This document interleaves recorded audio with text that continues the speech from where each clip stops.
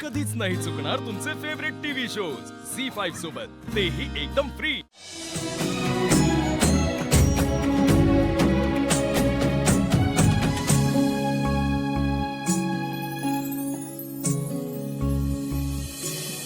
कधी कधी तुम्ही लहान मुलासारखे वागता।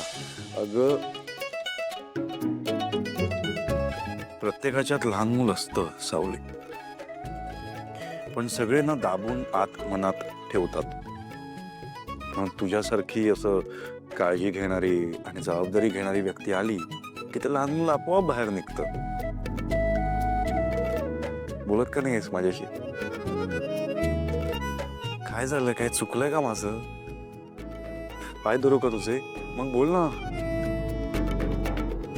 ठीक आहे, जोपर्यंत तू नाही बोलणार ना तोपर्यंत आपल्यातली मैत्री संपली।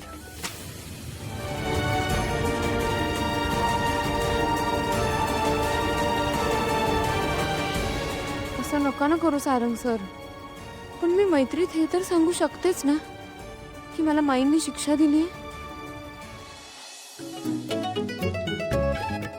परत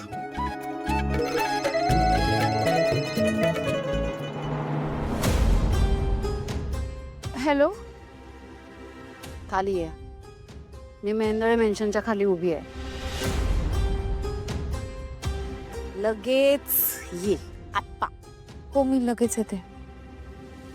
ए, सगळ्या जगाशी बोलतेस तू, माझ्याशी बोलायला काय झालंय? सॉरी? का सॉरी? अगं सावली, काय भाई?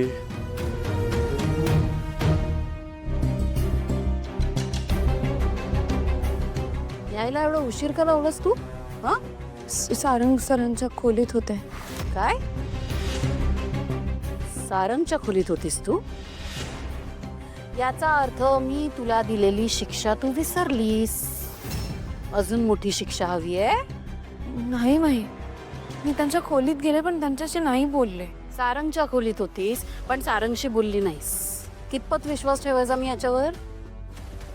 मी विठ्ठलाची शपथ घेऊन सांगते, मी नाही बोलले त्यांच्याशी। काही झालं की विठ्ठलाची शपथ। जर खरं बोलतीयस तर मग रियाजाला काय येत नाहीयेस? काय येत नाहीयेस?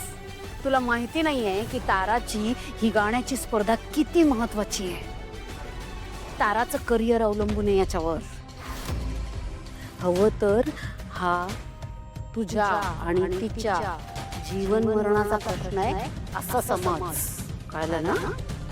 त्यामुळे आता यापुढे एक दिवसही तू रियाज जर मिस केलास ना किंवा उशिरा आलीस तर मी काय करीन माहिती का तुला? हात बरं आहे का तुझा? बघू। बाई सोडा बाई, दुखते बाई।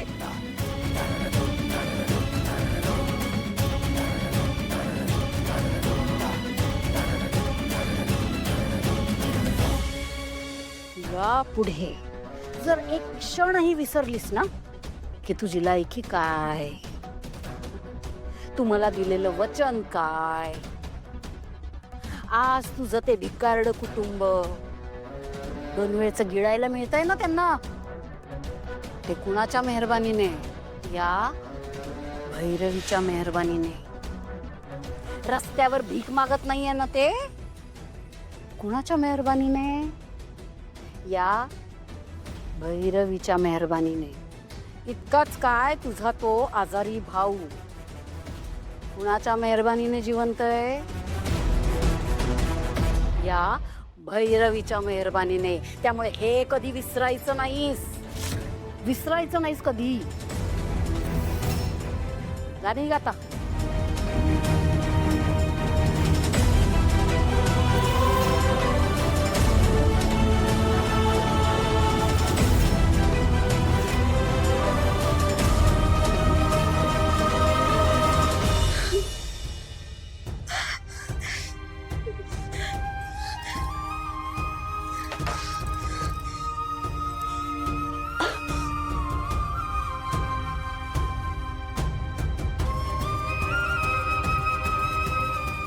सावली,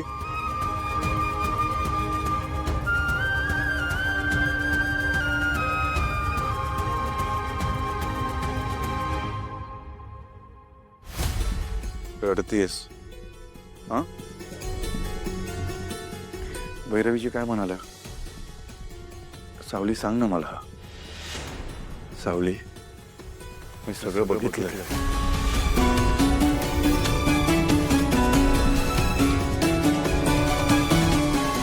सांग मला काय म्हणाल्या त्या? ते अश्रू पुसा दे.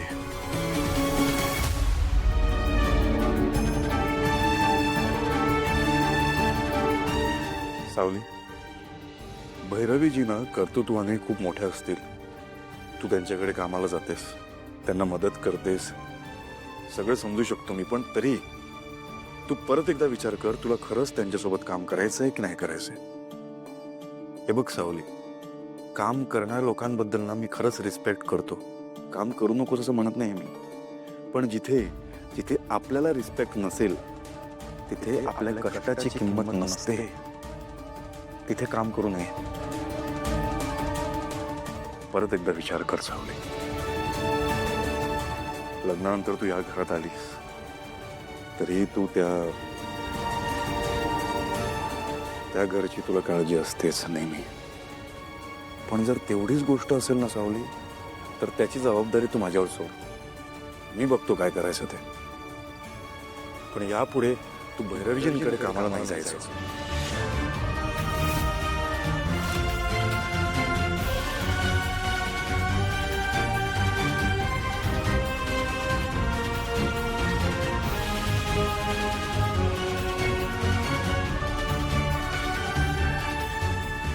तर मार्केटची पोझिशन बघता मला असं वाटतं की प्रोडक्शन कॉस्ट वाढवावी लागेल आणि त्यासाठी एक बोर्ड मीटिंग घ्यावी लागेल.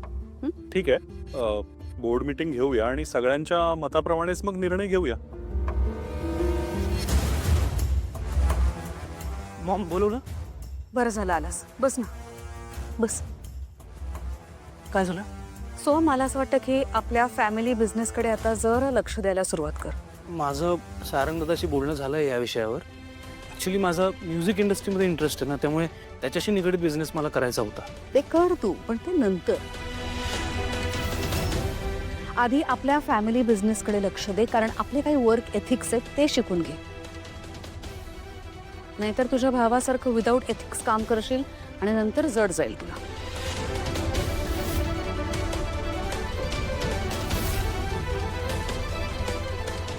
मी पाणी घेऊन आले. वहिनी एक मिनिट, तू का करतेस ही कामं? सगदेव आहे ना, तो आणेल पाणी. झी 5 ॲप डाउनलोड करा आणि पहा सर्व एपिसोड्स एकदम फ्री.